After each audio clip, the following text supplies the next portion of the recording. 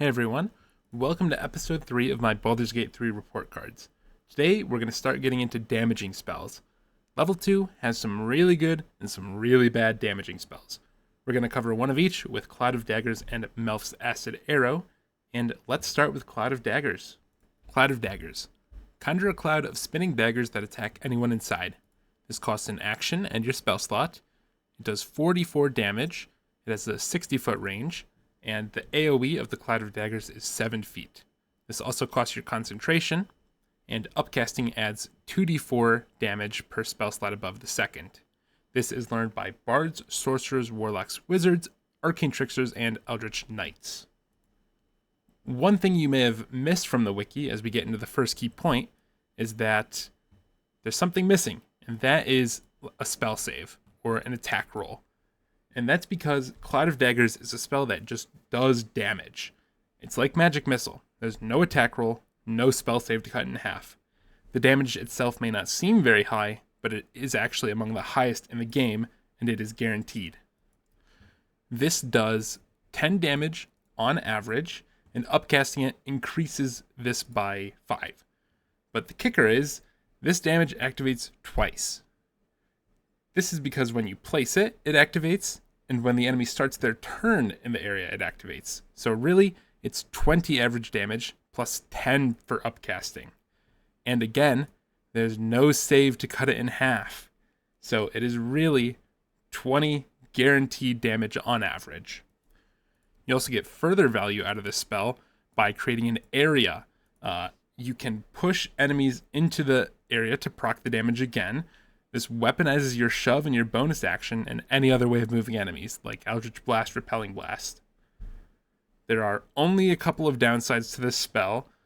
One, it's concentration, so that's a resource you're giving up, and the AoE is pretty small. It's difficult to get a lot of enemies in there, but even just 2, or in some cases even 1, is enough to get really good value. This will outperform fairly high damage attack roll spells, again, that only normally work on single targets. So if you get a second or third person in it, you are getting insane value. Before we get to the actual grades, I want to kind of show you how strong the damage actually is. So I made this mini tool, I'll call it, that just has the average damage of almost every spell in the game on it. There are a couple exclusions, and there are a lot of things about these spells that are not accounted for in the average damage, so this isn't like an end-all be-all power ranking, but it is nice to compare the damage of spells. Right now, I have it filtered to just level 2 spells, and you can see that Cloud of Daggers is the second highest damage spell. This is really strong for a spell that has guaranteed damage. It is also the highest at every level above second. And again, keep in mind, Scorching Ray has attack rolls, Melf's Acid Arrow has attack rolls, Shatter, which isn't even close, has a spell save. Now, let's take a look at this with every level of spell, except for cantrips. And we're going to sort by level 6 damage. Cloud of Daggers is 3rd. This level 2 spell, Upcast, is the 3rd highest damage on average in the game. Disintegrate also has a dex save involved. And Blade Barrier, this thing is broken, so the spell saves don't even work, but it does have a spell save involved, and they're likely going to pass it to cut it in half. So at 6th level, Cloud of Daggers is the 2nd highest damage spell in the game. Now, if we go down to 5th level, it's number 1. We go down to 4th level, it's number 1. We go down to any level, well, I guess the only one left is 3rd. We go down to 3rd level, it's number 1. The only time this spell is beat is at level 2, when it is 3rd behind Inflict Wounds and Scorching Ray, which have attack rolls. So I hoped this helped to illustrate how strong this spell is damage-wise. And while we're here, there's one more thing I want to go over, and I'll pull up cantrips for that, and we will take Vicious Mockery, and we'll take a Ray of Frost. So the thing I want to point out is that Cloud of Daggers uses D4s, and 2d4 is not the same as 1d8. 2d4 is actually better.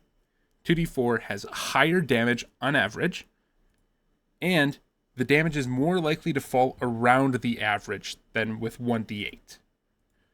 1d8 does have a higher chance of dealing 8 damage, but that's a trade-off I'm willing to take to reduce the chance of doing low damage and increase the average damage. So the lower the number on your die is, so like d4 is better than 1d6 is better than 1d8, the lower the number, the more average damage you get. And Cloud of Daggers uses the lowest type of die possible with d4s. This means it is a very consistent, very, very consistent high damage spell. Yeah. So now that we've seen how strong Cloud of Daggers is, it should be no surprise that it's going to be getting really good grades. Let's start at the top here. So it is going to be getting an S at base level early game and an upcasting. At level 2, it's the best damaging spell. It's the third highest in average damage, but it's the best damaging spell at level 2. And it might just be the best damage spell point blank at every level. These grades here at base level mid and late game are a bit lower, and you'll notice a trend when we're going through damaging spells. They're weaker at base level as the game continues, while support spells, for example Hold Person, are going to be either the same or actually increase in power. This is because damaging spells will start to not do enough damage to be worth the level 2 spell slot in comparison to crowd control effects. Hold Person can stop a level 2 and level 12 enemy just as well. But Cloud of Daggers will not kill level 12 enemies nearly as fast as level 2 enemies. And damage spells also need to compete with leveled up cantrips. In this middle section, it's S's all around. Superiority. I mean, even if this was just, only damage, it would have an S here because it's the best at damage. But it has more going for it. It creates the area. It's guaranteed damage. It truly is incredible. Versatility gets an S. You can use this in any encounter, and it's going to be really, really strong. Uniqueness, it's fairly unique in the sense that it is, again, guaranteed damage. Only Magic Missile does that as well. But this is also in an AoE. So it's really the only spell that can do what it does really well. Price, S. This is worth the cost every time. This is the spell I want to spend my concentration on whenever I can. I'm also giving it a bump here in Other, just because I think there are intangibles about it, like the fact that it weaponizes your bonus action that make it even stronger than it would seem just by the numbers. Final grade, obviously an S. Alright, well, let's now jump to a much less exciting spell in Melf's Acid Arrow. Melf's Acid Arrow. Shoot a green arrow that bursts in a spray of acid, deals 44 acid damage immediately, and 2d4 acid damage at the end of the target's next turn. If the spell misses, the target still takes half the initial damage, but no damage at the end of its next turn. This costs you an action and your spell slot, and it is an attack roll with a 60-foot range. It also creates an acid area at the target, and upcasting it adds 2d4 damage. 1d4 is on the impact, and 1d4 is on the delayed damage. This is learned by wizards, land druids, eldritch knights, and arcane tricksters. So the first part of Melf's Acid Arrow is it's an attack roll. It's the first damaging attack roll spell, so I'll give a little bit of an overview. Most damage spells are either an attack roll to hit or a spell save to deal full damage. Spell save damaging spells usually deal half damage if the enemy does not make their save, but attack rolls do nothing if you miss. The way this kind of plays into spell balance is that generally attack roll spells will do more damage and spell save spells are more reliable. Despite this, I generally do prefer attack roll spells because I feel like they usually have a higher chance to deal a lot of damage and there are ways to increase your chance to hit, but the difference between attack rolls and spell saves is important to keep in mind when ranking damaging spells. Getting into this spell specifically, Melf's Acid Arrow does 15 average damage and 5 more on upcast. But notably, 5 of that 15 and 2.5 of the upcast is delayed damage, which is much worse than upfront damage. Delaying the damage really means one of two things. One, you won't kill your target before their next turn because you didn't deal enough damage, or two, you do kill their target before their next turn, and you don't get full value from the spell. Let's quickly take another look at spell damage to evaluate how this one stacks up to other spells. So, the first thing you will notice is that Melf's Acid Arrow is actually the third highest level 2 damaging spell. But the difference between Scorching Ray and Cloud of Daggers, which are the two good ones, and Melf's Acid Arrow, which is the third highest, is huge. There's a 6 average damage difference between this and Scorching Ray, and 5 between this and Cloud of Daggers. And again, it's delayed damage, right? So it's really 10 on average when you hit, and then 5 later. It really does not hold up to these other level 2 spells. Even if we include level 1 spells, it gets pushed back quite a bit. An upcasted Chromatic Orb, Guiding Bolt, Hellish Rebuke, Ice Knife, and Inflict Wounds will all deal more damage. And again, they don't have that downside of delayed damage. It's also, as we get further into the game, it's not going to hold up super well to cantrips. It is still, technically better than most of them, but a Firebolt when you're level 10 will do more, and a Ray of Frost when you're level 10 will not quite do more. It does a little bit less, but again, it's the upfront damage. It does more upfront damage. So it really doesn't hold up in the late game to leveled up cantrips, or even just the upcasted level 1 spells to level 2.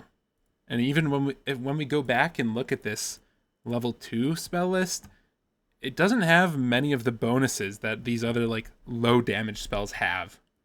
Shatter, which is just barely under it, does damage in an AoE. We have Moonbeam, which can be moved and recasted. Same with Heat Metal can be recast. Spiritual Weapon, Flaming Sphere are summons. It really doesn't have enough going for it compared to any other damaging spell. It just does not hold up. But let's jump back to the report card. The spell does have a couple more things going for it now that we've kind of gone over the damage. So it does create an acid surface, and this is decent utility. The acid surface lowers enemies' AC by 2, which is meaningful, and it equates to a 10% increase in chance to hit with attack rolls. And this factor, combined with some of the damage being backloaded, this means that the spell really is strongest against, mid, higher health enemies, because that's when you'll get the most value from both their lowered AC, and it's, kind of okay that the damage is delayed, because you wouldn't have been able to kill them in one turn anyways.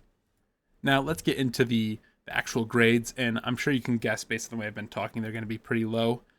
I've given this a C for a base level early game. I think its damage is...